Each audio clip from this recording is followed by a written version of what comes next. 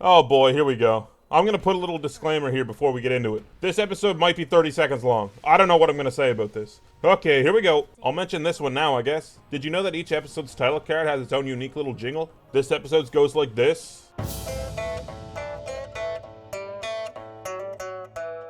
And this one goes like this. And this one like this. Also, haha, yes, I get it. The Great Divide is in the canyon, but it also means the Great Divide between the two clans. Very clever. Aren't you forgetting the tarp? Right, got it. Sokka, you're supposed to put the tarp on top of the tent. You know, so we don't get rained on. Katara, why don't you worry about gathering the firewood? Because that kindling's looking pretty sorry. Well, if you don't like my firewood, Fine by me! Immediately, these two don't feel like Katara and Sokka. We've seen them argue, but not to the point of shouting, other than that one time Sokka was being a dick. This argument seems really out of nowhere. Last episode, Sokka tried to tell Katara Jet was a maniac, and Katara just flat out didn't believe him. There was no yelling match. But now they're shouting over not putting a tarp up? Why don't you just switch jobs? sounds good. Whatever. You see that? Settling feuds and making peace. All in a day's work for the Avatar. Well, here's Aang's whole thing for the episode. He's the mediator, which, honestly, we don't get to see very often. And from his job description, it seems like we probably should. Score 1 for the Great Divide, I guess? There it is, guys.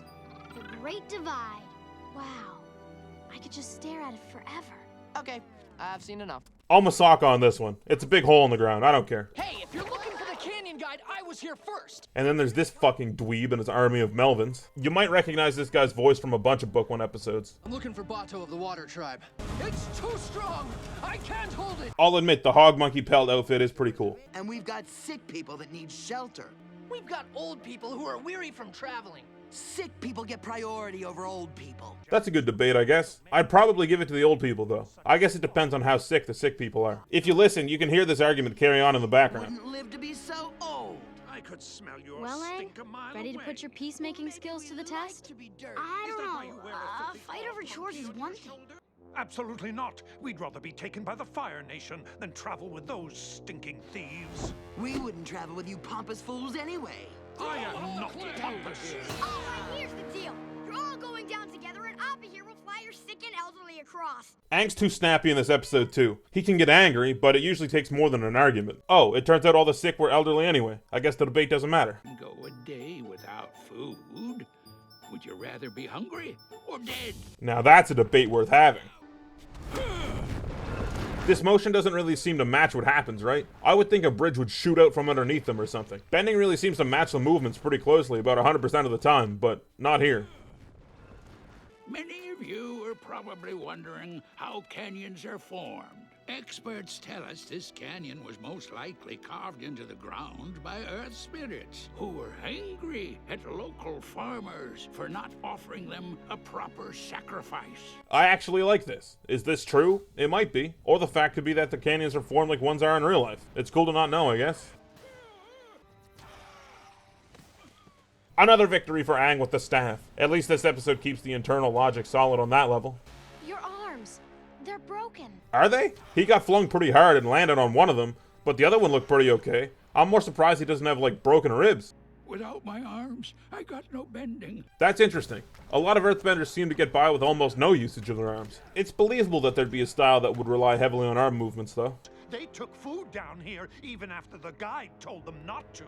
If there's anyone who can't go without food for a day, it's you pampered Ganjins. We're stuck in this canyon with no way out. Why don't you thank yourself, Whoa, you can't say that! Scorpion? Pretty normal Scorpion, I'm pretty sure. You guys aren't gonna put up your tarps? What for? It's the dry season. You really think it'll rain? No, but you can never be too careful, right? Okay, show, I get it. Sokka's a Zhang and Kataro's a Ganjin. I think even as a kid I put that together before you spelled it out for me. Moon continuity. Is this normal? Okay, I like that actually. Katara looks around and sits up a little straighter. That's funny. The patriarch of our tribe, Jin Wei, was an earthbender warrior who was assigned an important duty, transporting our sacred orb from the Great Eastern Gate to the Great Western Gate. Jin Wei was attacked by one of the Zhang.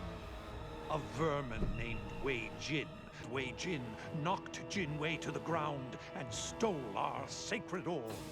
So, this whole dispute is just, like, really stupid, huh? Alright, I'll summarize the Gaang side.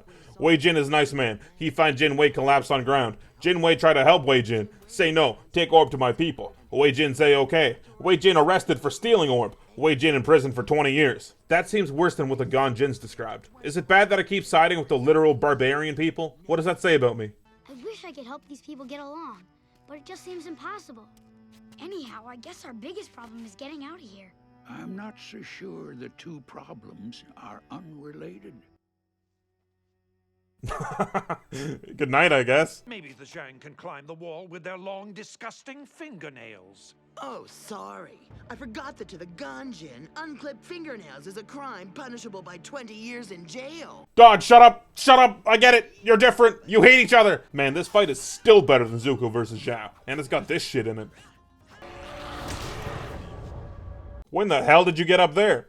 Everybody, watch me do what I do! Now follow me! We're riding out of this hole! Okay, this is a good solution. Now just don't play the Avatar theme over it and Sully the music. Ah!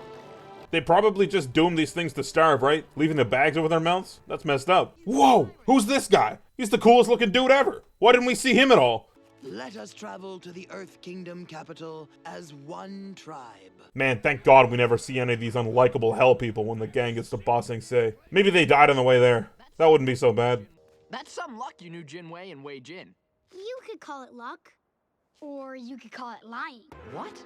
I made the whole thing up. And yeah, it ends on a really whack note with Aang just lying to make things all better. I don't know how else he'd resolve it, but Avatar usually takes its issues a lot more seriously, so this feels pretty lame. I know the consensus for this episode is that it's the worst in the series, so I know I'm not saying anything new when I say, man, this episode's not good. There was this sentiment floating around a little while ago that this episode was always on TV as a rerun when the show was still in book one, and that's why everyone hates it. But no, it's still really bad. Our characters don't even feel like themselves for the majority of it. The word filler gets thrown around a lot for shows, and which episodes fit that name. This is, in my opinion, the only true filler episode in the series. Nothing from this episode ever comes back. Nothing at all. Even in the most fillery of episodes you can think of in this show, I can think of one element that plays a role in the overall story, even if it's just a throwaway line or a gag. But this, nothing. And I don't think anyone's angry about this because I'm pretty sure everyone just wants to forget this episode exists. You know what's crazy though? I think it's only my second least favorite episode. And I bet none of you are gonna guess my actual least favorite until we get there. Anyway, it's The Storm next, and that one's a banger. So I'll probably be a lot more positive in that one. See you then.